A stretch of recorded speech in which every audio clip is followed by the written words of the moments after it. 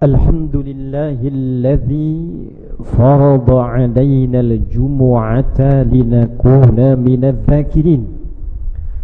فقال تعالى: يا أيها الذين آمنوا إذا نودي للصلاة من يوم الجمعة فاسعوا إلى ذكر الله. الآية. فنشهد أن لا إله إلا الله وحده لا شريك له، ونشهد أن سيدنا محمدا عبده ورسوله الذي لا نبي بعده. اللهم فصل وسلم وبارك على هذا النبي الكريم الرسول الأمين نبينا وسيدنا محمد وعلى آله وصحبه وذرياته وأمته إلى يوم الدين. أما بعد، فيا عباد الله، أحباب الله وأحباب رسوله صلى الله عليه وسلم، أوصي نفسي وإياكم بتقوى الله فقد فاز المتقون، فلا تموتن إلا وأنتم مسلمون. فقال تعالى مذكرا بذلك: يا أيها الذين آمنوا اتقوا الله حق تقاته ولا تموتن إلا وأنتم مسلمون. Hadirin jamaah Jumat rahimani wa rahimakumullah. Mengawali khutbah ini, khatib ingin mengajak kita semua untuk meningkatkan takwa dan syukur kita kepada Allah Subhanahu wa ta'ala. Alhamdulillah, di antara sekian hamba Allah yang berkehidupan sampai detik ini, kita bersyukur karena kita yang masih memiliki iman sampai detik ini. Alhamdulillah, di antara sekian hamba Allah yang menyatakan beriman sampai detik ini, kita bersyukur mendapatkan bimbingan dari Allah untuk membuktikan keberimanan itu dengan menunaikan salat Jumat berjamaah. Itulah sebabnya ayat di surah Al-Jumu'ah tentang ibadah ini dibuka panggilannya dengan panggilan iman. Ya ayyuhalladzina amanu idza nudiya lis-salati min yaumil jumu'ati fas'au ila dzikrillah. Hai seluruh yang telah menyatakan beriman kepada Allah, buktikan keberimananmu kepada Allah, ditunjukkan bila datang seruan untuk mengingat Allah menunaikan ibadah Jumat itu, fungsikanlah imanmu untuk menerima seruan itu dan bergegas mempersiapkan diri mengingat Allah Subhanahu wa ta'ala. Semoga Jumat ini dijadikan oleh Allah Subhanahu wa ta'ala sebagai Jumat terbaik dari sekian Jumat yang pernah kita tunaikan. Hadirin, terkait dengan Jumat, selain di dalam Al-Quran terdapat hadis-hadis Nabi sallallahu alaihi wasallam yang menunjukkan keistimewaan tentang Jumat ini, bukan sekedar menunjuk pada makna harinya, namanya, namun juga amalan-amalan yang menyertai hari Jumat ini dan dampak serta hikmahnya dalam kehidupan kita. Di antara amalan yang istimewa, yang hikmah amalan itu dapat memberikan cahaya setiap pekan bagi kehidupan setiap umat Islam, tersebut dalam satu hadis Nabi sallallahu alaihi wasallam, didokumentasikan oleh Imam Al-Hakim An-Naisaburi dalam kitabnya nomor hadis 3392, tersambung sanadnya pada sahabat mulia Abu Sa'id Al-Khudri radhiyallahu ta'ala anhu dari Nabi sallallahu alaihi wasallam qala haddatsana qala Rasulullah sallallahu alaihi wasallam man qara'a suratal kahfi fi yaumil jumu'ati adaa'a lahu minan nuri bainal jum'ataini. Nabi sallallahu alaihi wasallam pernah menyampaikan satu amalan terkait dengan Jumat. Man qara'a, siapapun yang membaca. Man ismun mausulun yadullu 'alal fardiyatil 'ammiyah. Kata sambung konjungsi menunjuk pada subjek, terkadang objek. Jadi ketika kita ditunjuk oleh Nabi sebagai objek, tapi diangkat status kita menjadi subjek untuk mengerjakan satu amalan. Apa amalannya ya Rasulullah? Qara'a surat Al-Kahfi fi yaumil jumu'ati, yang membaca, mendalami surah Al-Kahf di hari Jumat. Jadi ada hadis-hadis terkait dengan fadilah surah Yasin, ada hadis-hadis terkait dengan surah Al-Kahf.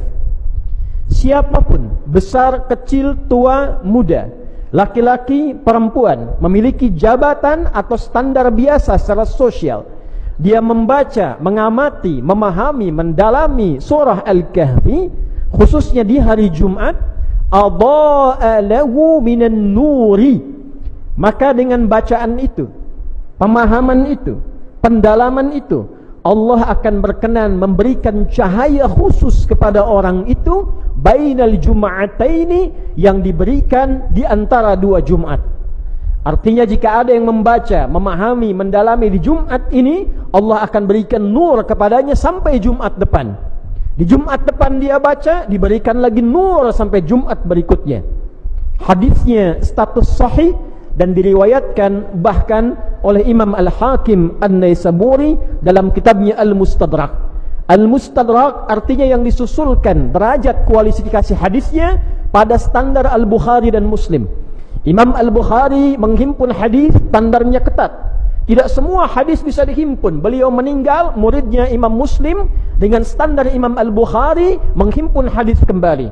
Imam Muslim tak mampu menghimpun seluruhnya. Beliau meninggal, maka muncullah Imam Hakim An-Naisaburi dari Naisapur, mengambil syarat keduanya, mencari hadis yang belum dikumpulkan keduanya dengan syarat Al-Bukhari dan Muslim, maka diberi nama kitab yang disusulkan Al-Mustadrak, nomor hadis 3392. Di antara hadis dengan status sanad sahih setara dengan Al-Bukhari dan Muslim adalah hadis yang disampaikan tadi dari Abu Sa'id Al-Khudri radhiyallahu taala anhu. Hadirin rahimani wa rahimakumullah. Ada apa dalam surat Al-Kahf? Mengapa diberikan nur? Apa itu nur? Hadirin, nur di dalam Al-Quran disebutkan sebanyak 45 kali. Seluruhnya disebutkan dalam bentuk kata benda, bahkan menjadi nama satu dari 114 surah dalam Al-Quran. Surah ke-24, surah An-Nur. Dari 45 penyebutan kata An-Nur ini, dibagilah oleh para ulama setelah pendalaman, pemaknaan, pengkajian, menjadi 12 kualifikasi makna. 45 penyebutan menunjukkan kepada 12 makna. 12 inilah yang dimaksudkan cahaya yang diberikan kepada orang-orang yang membaca surah Al-Kahf, memahaminya, mendalaminya, memaknainya dan mengamalkan isinya, maka dia akan mendapatkan 12 cahaya ini dari setiap hari yang dia bawa, setiap pekan bertemu ke pekan berikutnya.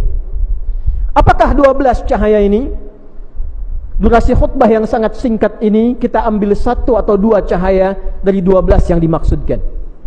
Hadirin rahimani wa rahimakumullah. Kata nur bila disebutkan dalam Al-Quran, maka kata para ulama termasuk sanadnya tersambung pada sahabat mulia turjumanul Quran, pakar Al-Quran yang langsung didoakan oleh Nabi SAW, yang bahkan anak pamannya yaitu Abbas bin Abdul Muttalib radhiyallahu taala anhu, maka beliau memiliki anak bungsu bernama Abdullah, dikenal dengan Abdullah bin Abbas radhiyallahu taala anhuma, punya kediaman di balik pintu yang sangat indah untuk memasuki tawaf di samping Bukit Safa. Pintu inilah yang menjadi pintu sunnah saat kita akan memulai tawaf. Hadirin rahimani wa rahimakumullah. Ibnu Abbas radhiyallahu taala anhuma pernah menyampaikan di antara makna nur ay bi makna al-Islam, yaitu bermakna al-Islam. Di antara ayat-ayat yang terkait dengan An-Nur, maka dikutiplah beliau oleh beliau di antaranya Al-Quran surah ke-61 As-Saff di ayat yang ke-8 itu. Yuriduna liyutfi'u nurallahi biafwahihim. Yuriduna liyutfi'u nurallahu biafwahihim. Orang-orang yang tak suka dengan Islam, orang-orang yang enggan dengan Islam, orang-orang yang sentimen dengan Islam, selalu berupaya memadamkan cahaya Islam, selalu berupaya untuk menghilangkan nilai-nilai keislaman, menutupi kebaikan-kebaikan dalam Islam. Nur dalam ayat ini dimaknai dengan al-Islam. Wallahu mutimmu nurihi walau karihal kafirun. Sekalipun demikian, Allah berkenan bila Allah berkenan Islam coba ditutupi, bila Islam coba bahkan kemudian direndahkan, justru dengan kerendahan cahaya Islam semakin diangkat oleh Allah Subhanahu wa taala. Ada orang mengolok-olok Islam, ternyata dari olok-olok itu Islam jadi cahaya. Di Belanda ada orang membuat film memfitnah Nabi, judulnya Fitnah, memfitnah Islam, tapi justru dari film itu kemudian jadi cahaya. Orang mulai mencari, orang mulai mendalami Islam, dan tidak sedikit yang masuk ke dalam Islam. Semakin disoal, semakin kuat cahayanya. Semakin ditolak, semakin tinggi jangkauannya. Namun apa kaitan dengan surah Al-Kahf? Orang yang memahami, menggali, membaca makna-makna dalam ayat-ayat surah Al-Kahf, maka diantara makna utamanya, Allah akan semakin kuatkan, tanamkan dan dalamkan cahaya Islam yang ada pada dirinya. Jadi hadirin, 110 ayat bila kita dalami akan dibagi pada 5 bagian. 1 pedoman keislaman yang pokok, dan 4 kisah-kisah yang membagi 11 makna cahaya ke dalam 4 kisah utama. Baik tentang seorang pemuda, dialog 2 orang sahabat, kisah Nabi Musa alaihissalam, dan terakhir tentang mencari rezeki yang benar, menggunakan jabatan dengan elok. Ada ayat tentang bagaimana menuntut ilmu yang baik, bertetangga yang baik. Seluruhnya adalah kurikulum kebaikan, seluruhnya adalah kurikulum kehidupan. Dalam bahasa Arab disebut dengan hudan. Maka itulah ketika kita mengawali bacaan surat Al-Kahf, kita bersyukur pada Allah, memuji Allah karena mendapatkan Al-Quran untuk kita, bukan untuk umat yang lain. Untuk kita sebagai pedoman berkehidupan yang telah diuji oleh sejarah. Siapapun yang mengamalkannya, siapapun yang mempraktekkan ayat-ayatnya sesuai dengan kebutuhan hidupnya, maka Allah berjanji mengangkat hidupnya dalam kemajuan, kecerahan, dan peradaban-peradaban terbaik dalam kehidupan. Alhamdulillahilladzi anzala ala abdihil kitaba wa lam yaj'al lahu iwaja. Terima kasih ya Allah, hamba bersyukur kepadamu yang telah memberikan mukjizat kepada Nabi Muhammad sallallahu alaihi wasallam, hambamu, yaitu Al-Quran, sebagai mukjizat tertinggi. Di dalamnya ada pedoman kehidupan, kurikulum kehidupan yang mengantarkan pada kesuksesan yang selalu yang terbaik, selalu ideal. Jadi kalau kita mengeluarkan ayat-ayat Al-Quran, Anda keluarkan ayat-ayat tentang ayah. Berapa lama telah menjadi ayah? Berapa tahun menjadi ayah?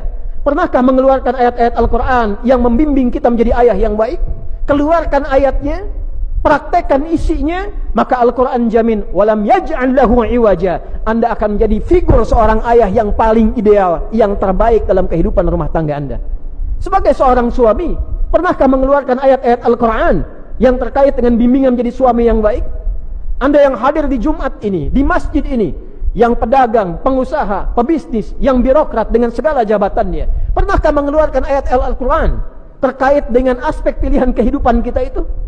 Berapa banyak Anda yang berdagang mengeluarkan ayat-ayat tentang bimbingan berdagang yang benar, mencari rezeki yang benar? Tidak ada satupun orang Islam dari zaman Nabi, setelah Nabi wafat, zaman sahabat, zaman tabi'in, tabi'ut tabi'un, yang mempraktekkan ayat-ayat dagang ketika profesinya menjadi seorang pedagang, kecuali dia sukses di bidangnya.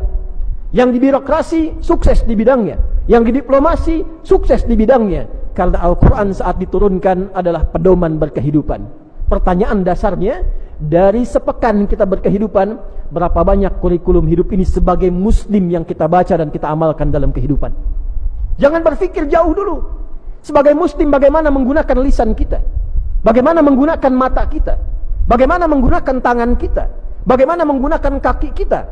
Hanya orang Islam yang punya kitab dalam Qur'annya, yang membimbing pemeluknya, yang membimbing orang Islamnya bagaimana menggunakan tubuhnya dalam kehidupan. Ketika kita mengatakan lisan, apa fungsinya?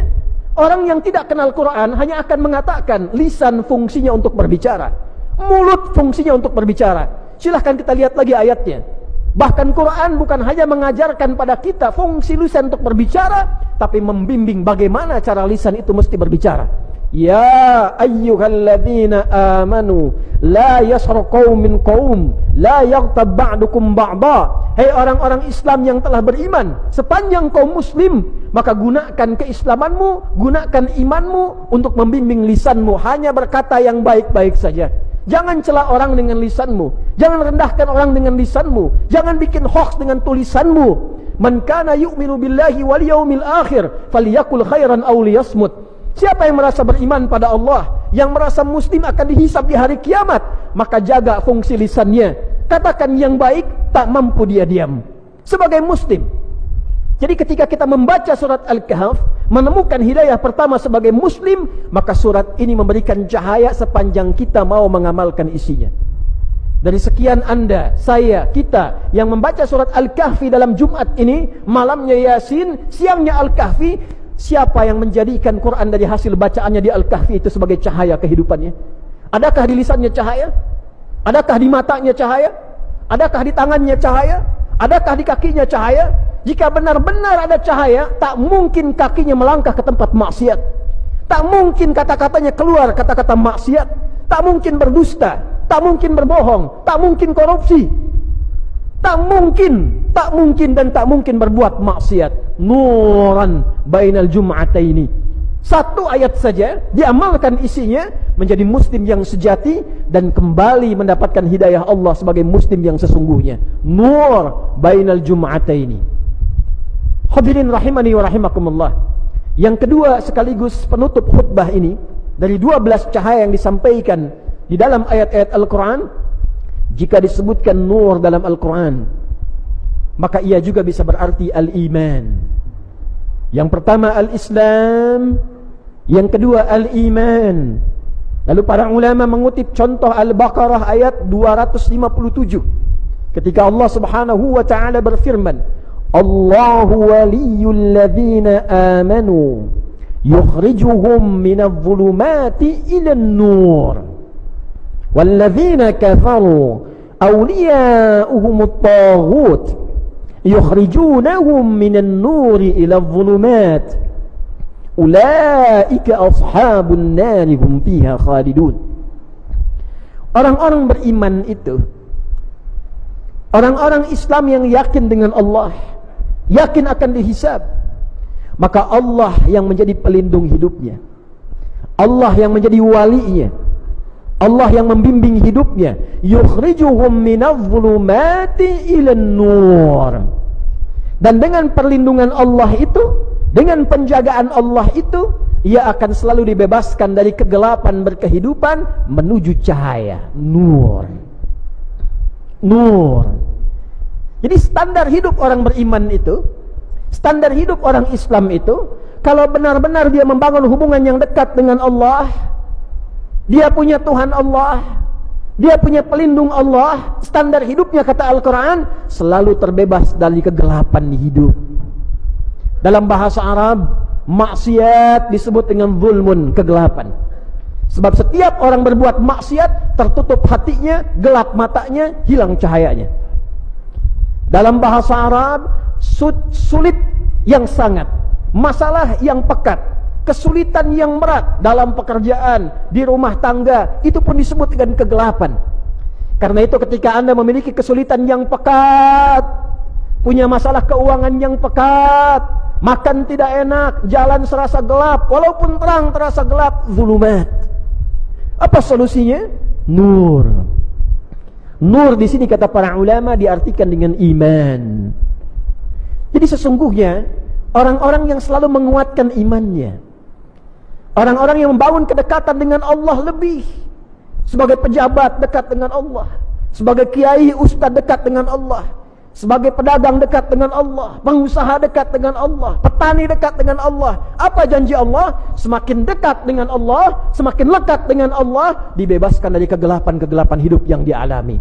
Jalan mendekat kepada Allah dalam bahasa Al-Quran disebut dengan takwa. Maka turun ayat-ayat takwa, diingatkan dalam khutbah Jumat, bukan sekedar formalitas, tingkatkan takwa, amalkan perintah Allah, jauhi larangannya. Tidak, saudara. Di dalam takwa ada solusi. Wa may yattaqillaha yaj'al lahu makhraja wa yarzuqhu min haitsu la yahtasib. Siapa yang mampu membangun hubungan lebih dekat dengan Allah, takwanya meningkat, maka kompensasi yang Allah berikan kepadanya dilepaskan dari seluruh kesulitan kehidupan dan diberikan rezeki bahkan dari sisi yang tidak dia duga. Wattaqullaha la'allakum tuflihun. Semakin dekat hubunganmu dengan Allah, semakin mudah kebahagiaanmu diraih. Wattaqullaha wa yu'allimukumullah. Semakin dekat hubunganmu dengan Allah, semakin ditambah pengetahuanmu. Jadi takwa meningkatkan pengetahuan, takwa mendatangkan kebahagiaan, takwa menghadirkan solusi, takwa bahkan mengirimkan rizki dari sisi yang tidak kita duga. Bagaimana cara meningkatkan takwa itu? Iman yang diperkuat. Itulah sebabnya kenapa setiap kali kita temukan kalimat takwa dalam Al-Quran, kita temukan pula kalimat iman yang mengiringinya. Ya ayyuhalladzina amanu, iman. Kutiba alaikumus syiyam amalan kama kutiba alal ladzina min qablikum la'allakum tattaqun. Dzalikal kitabu la raiba fi hudal lil muttaqin. Setelah itu wal alladzina yu'minun, iman, takwa, iman, iman, takwa. Kita singkat imtak, iman dan takwa. Kenapa penting meningkatkan iman? Supaya takwa lahir. Kenapa takwa itu penting untuk lahir? Supaya mudah hidupnya, dapat solusi, meningkat derajatnya, sukses dan bahagia dalam kehidupannya. Di surat Al-Kahf ditunjukkanlah kepada kita persoalan-persoalan kehidupan yang kadang butuh penguatan iman. Tidak selesai hanya dengan ilmu, tidak selesai hanya dengan kedudukan. Jadi jika Anda seorang pejabat, menterikah, sekjenkah, dirjenkah, atau jabatan-jabatan utamakah, sedang punya masalah, tak selesai dengan kedudukan Anda, tak selesai dengan kepintaran Anda, tak selesai dengan pengaruh Anda, coba dicek, barangkali ada bagian iman yang perlu dioptimalkan untuk menyelesaikan masalah kehidupan itu. Jika di rumah tangga belum cukup menyelesaikan masalah Anda dengan istri di rumah, harta sudah banyak, kedudukan tinggi, tapi masalah nggak selesai-selesai, coba dicek, mungkin bukan kurang tinggi kedudukannya, bukan kurang banyak hartanya, kurang meningkat takwanya, hubungan dengan Allahnya kurang. Termasuk masalah kompleks, bila di bangsa ini masalah tak usai-usai, tiap hari bertumbuh kembang persoalan, banyak masalah kompleks, ekonomi, masalah hukum, masalah politik, tak pernah tuntas. Padahal yang pintar banyak, sumber daya alam banyak. Coba dicek, mungkin takwanya yang belum tumbuh dalam setiap anak bangsa ini. Walau anna ahlal qura amanu wattaqau lafatahna alaihim barakatim minas samai wal ard. Kalau Allah satu penduduk negeri mampu meningkatkan imannya dan takwanya kepada Allah, dibukalah pintu keberkahan di langit dan di bumi ini. Untuk menutup itu semua, maka dicontohkanlah persoalan-persoalan peningkatan iman dari anak-anak muda yang dikejar mempertahankan iman sampai ke goa, dan akhirnya dia membuka peradaban. Ada dua orang pejabat, satu kaya, punya pengaruh banyak, hartanya melimpah. Dari ayat 32 sampai ayat 44 itu berdialog dengan orang biasa yang punya iman, punya takwa. Apa yang terjadi? Dia bangga dengan jabatannya, bangga dengan kekayaannya, bangga dengan asetnya. Orang ini hanya berkata, bukankah semua itu Anda datang dengan tak punya? Siapa yang memberikan? Bukankah Allah? Akan lebih bagus bila harta ini disertai dengan kedekatan Anda dengan Allah, bila jabatan ini disertai dengan sujud Anda kepada Allah, bila karunia ini disertai dengan tawakal Anda kepada Allah yang akan mengabadikan harta ini sampai Anda kembali kepada Allah Subhanahu wa ta'ala. Ternyata dia abai, dia bangga dengan jabatannya, dia bangga dengan kedudukannya, dia banggakan hartanya. Tiba-tiba Allah melipat keadaannya, hancur keadaan hartanya, habis kebunnya, habis asetnya, dan di akhir dia mengatakan, duhai, kenapa dulu aku tidak membangun hubungan baik dengan Allah? Maka Allah tampakkan dari mana asalnya dan kemana dia berakhir. Hadirin, itulah di antara dua cahaya yang kita tampilkan dalam khutbah Jumat ini, walaupun singkat namun mudah-mudahan padat, yang dengan itu diharapkan bagus membaca surat Al-Kahf. Setidaknya ada pahala dalam bacaan, tapi lebih bagus pahami setiap ayatnya, pahami setiap kisahnya, dan praktekkan dalam kehidupan kita, supaya kita mendapatkan bimbingan dalam setiap pekan Jumat ke Jumat, dan menjadi muslim yang sejati apapun status kehidupan yang kita bawa. Mudah-mudahan yang pertama, kita menjadi orang Islam yang baik, Islam yang sejati, mempraktekkan keislaman seutuhnya. Dan yang kedua, dengan status muslim itu, mari bangun hubungan kepada Allah dengan cara yang lebih baik, yang dengan itu mudah-mudahan kita dikembalikan pada keadaan yang terbaik, diberikan solusi dalam kehidupan, dan dimudahkan untuk mencapai harapan kemuliaan yang kita dambakan.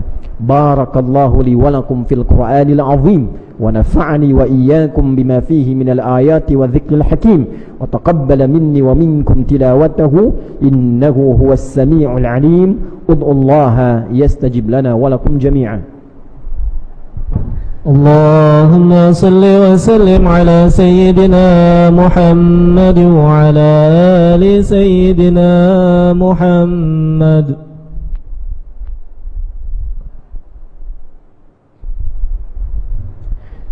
Alhamdulillah, wassalatu wassalamu ala rasulillah sayyidina wa nabiyyina Muhammad ibn Abdillah wa ala alihi wa sahbihi wa man walah. Nashhadu an la ilaha illallah wahdahu la sharika lah, wa nashhadu anna Muhammadan abduhu wa rasuluhu alladhi la nabiyya ba'dah. Faya ibadallah, usi nafsi wa iyyakum bitaqwallahi faqad fazal muttaqun, fala tamutunna illa wa antum muslimun.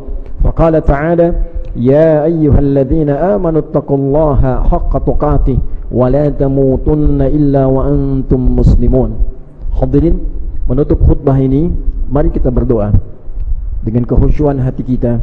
Mudah-mudahan dengan doa ini segala kebaikan yang kita harapkan dikabulkan oleh Allah Subhanahu wa taala, dan inti dari khutbah ini mampu kita amalkan dalam kehidupan kita, sehingga kita mendengar, kita menyimak, kita paham, kita amalkan, dan kita dihisab kelak di hadapan Allah Subhanahu wa taala. Qala ta'ala, innallaha wa malaikatahu yusalluna 'alan nabi ya ayyuhalladzina amanu sallu 'alaihi wa sallimu taslima. Allahumma salli wa sallim wa barik ala habibikal karim rasulikal mustafal amin nabiyyina wa sayyidina Muhammadin wa ala alihi wa sahbihi ajma'in. Allahumma nahmaduka hamdan syakirin, hamdan na'imin, hamdan yuwafi ni'amahu wa yukafi'u mazidah. Ya Rabbana lakal hamdu wa lakal syukru kama yanbaghi li jalali wajhikal karim wa li 'azimi sultanik. Rabbana la tada' lana fi maqamina hadha wa fi kulli maqamin dhanban illa ghafarta. Ya Allah, jika ada satupun jamaah hari ini menunaikan Jumat datang berlumur dosa, jangan biarkan ia meninggalkan masjid ini kecuali Engkau telah gugurkan dan hapuskan seluruh dosa-dosanya. Wala hamman illa farajtah, jika ada yang datang membawa kegelisahan, jangan biarkan satupun hambamu pulang meninggalkan masjid ini kecuali Engkau telah tenangkan keadaan hatinya. Wala asiran illa yasartah, jika ada di antara kami yang merasakan kesulitan di pekerjaannya, kehidupan rumah tangganya, kehidupan sosialnya, dengan berkah Jumat ini dan keikhlasannya, ya Allah, angkat dan hilangkan seluruh kesulitannya. Wala maridan illa syafaitah, jika ada yang sakit mohon angkat dan sembuhkan penyakitnya. Wala dainan illa qadaitah, jika ada satupun jamaah yang tengah diliputi oleh utang piutang yang menyulitkan hidupnya, maka mohon limpahkan rizki kepadanya untuk melunasi utang-utangnya. Allahumma hdina ya Allah bikaramika, ya Allah, mohon berikan hidayah kepada kami dengan keutamaanmu, dengan kemuliaanmu, agar kami menjadi pribadi yang lebih baik setelah Jumat ini, ya arhamar rahimin. Waj'al baqiyata hayatina hayatan tayyibah wa akhira wafatina husnal khatimah. Ya Allah, bila pun kami mengalami kehidupan setelah Jumat ini, jadikan lembaran hidup kami lebih baik daripada sebelumnya. Dan bila pun kami mesti wafat di Jumat ini, jadikan akhir hidup kami husnul khatimah. Tawaffana muslimin biqaulina la ilaha illallah Muhammadur Rasulullah wa qaulika ya ayyatuhan nafsul mutmainnah irji'i ila rabbika radiyatan maradiyah wadkhuli fi ibadi wadkhuli jannati. Ya Allah, ringankan lisan kami dalam sakaratul maut kami untuk mengucap kalimat la ilaha illallah Muhammadur Rasulullah, dan mohon jawab ya Allah kalimat kami dengan kalammu. Hei jiwa-jiwa yang tenang, cepat pulang kepadaku. Aku rida dengan amalmu, engkau pun akan rida dengan pemberianku. Jadi bagian hambaku, aku siapkan surga untukmu. Allahumma hfadna wa hfad biladana an Tunisia waj'alha baldatan tayyibatan wa anta tardaha wajma wahid su'abaha wajannibha minat tafraqati ya arhamar rahimin. Ya Allah, mohon jaga negeri kami Indonesia yang kami cintai ini. Jadikan Indonesia negeri yang makmur, yang Engkau ridai, yang jauh dari maksiat. Satukan rakyatnya, jauhkan dari perpecahan ya arhamar rahimin. Wahdi umara'aha wa wuzara'aha wa kullu man fiha minal mas'uliyah ya Allah liyahtadu ila ridaq liyakhaffifu hisabahum yaumal qiyamah. Ya Allah, berikan hidayah kepada para pemimpin bangsa ini di setiap level kepemimpinan, yang tinggi sampai dengan yang rendah, para pemimpinnya, para menterinya, para seluruh orang-orang yang diberikan amanah kepada mereka.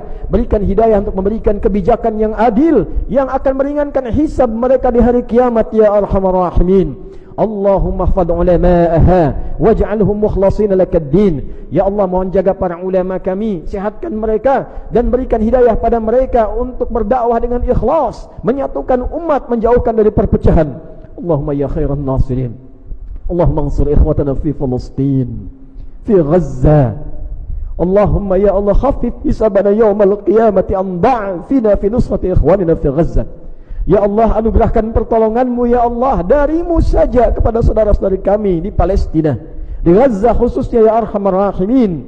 Dan mohon ringankan hisab kami di hari kiamat karena kelemahan kami ya Allah dalam membantu saudara-saudari kami di Palestina. Allahumma barik hadzal makan wa hadzal masjid wa hadza wa man fihi ya Arhamar Rahimin. Ya Allah, mohon berkahi masjid ini, berkahi tempat ini, berkahi setiap tempat yang ada di tempat ini, dan siapapun yang menginisiasi, mengembangkan, bertugas di tempat ini, kementerian ini, dan jauhkan segala bentuk perbuatan maksiat yang tidak Engkau ridhoi yang berada di tempat ini, ya Arhamar Rahimin. Rabbana atina fid dunya hasanah wa fil akhirati hasanah wa qina adzaban nar. Wa sallallahu ala sayyidina Muhammad wa ala alihi wa sahbihi ajma'in. Wa akhiru da'wana anil hamdulillahi rabbil alamin. Ibadallah, Inna Allah ya'muru bil adli wal ihsan wa ita'i dhil qurba wa yanha 'anil fahsya'i wal munkari wal baghi ya'idhukum la'allakum tadhakkarun wa la dhikrullahi akbar wallahu ya'lamu ma tasna'un. Aqimus salah yarhamukumullah.